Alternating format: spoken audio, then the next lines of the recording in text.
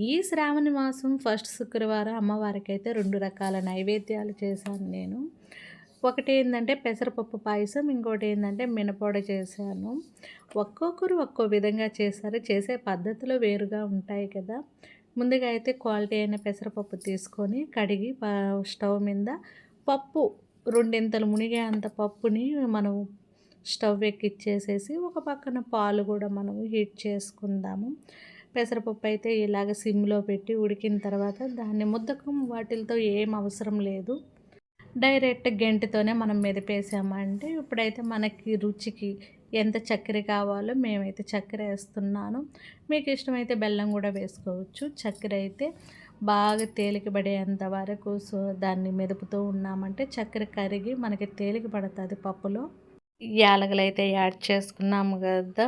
అడుగంటే పని ఎక్కువగా ఉంటుంది పెసరపప్పు కాబట్టి కొంచెం సిమ్‌లో పెట్టినా కూడా కలుపుతూ ఉండండి. ఇలాగ చక్కెర ఇంకా తేలిక పడుతుంది.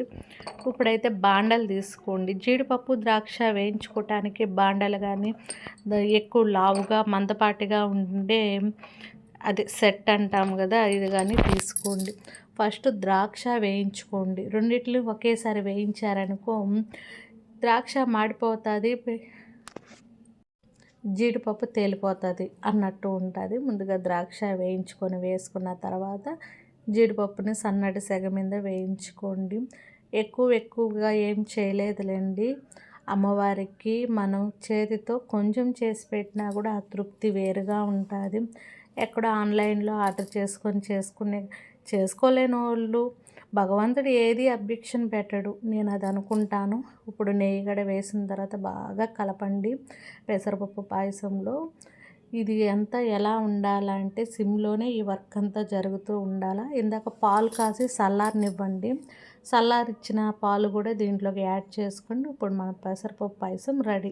మినప్పొడే కదా అని అనుకోబాకండి. టేస్టీగా రుచిగా ఉండేటట్టుగా చెప్తాను. మినప్పప్పుని ఇలాగా మినపప్పు అయితే ఒక 3-4 అవర్స్ నానిన తర్వాత మిక్సీ పట్టుకున్నాను. కొంచెం కల్లుప్పు వేసుకొని దాంట్లోకి జీలకర్ర కూడా యాడ్ చేసుకున్నాను.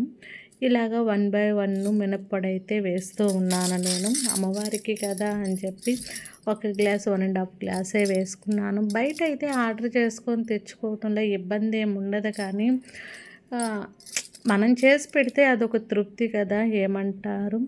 మినపొడిని ఒక కోటింగ్ అయిపోయిన తర్వాత ఒక సగభాగం అయిన తర్వాత తీసేసేయండి.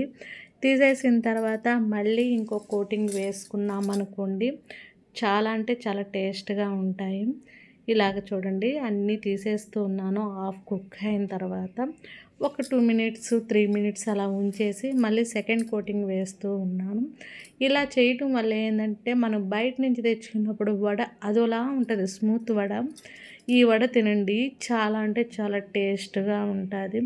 ఒకటి తిన్నాక మళ్ళీ మనం వెంటనే ఇంకోటి తినేదానికి ఎంకరేజ్ చేస్తుంది గొంతు. ఈక్వల్గా కుక్ అవుతాయి. మళ్ళీ మంచి వీడియో అయితే మీ ముందర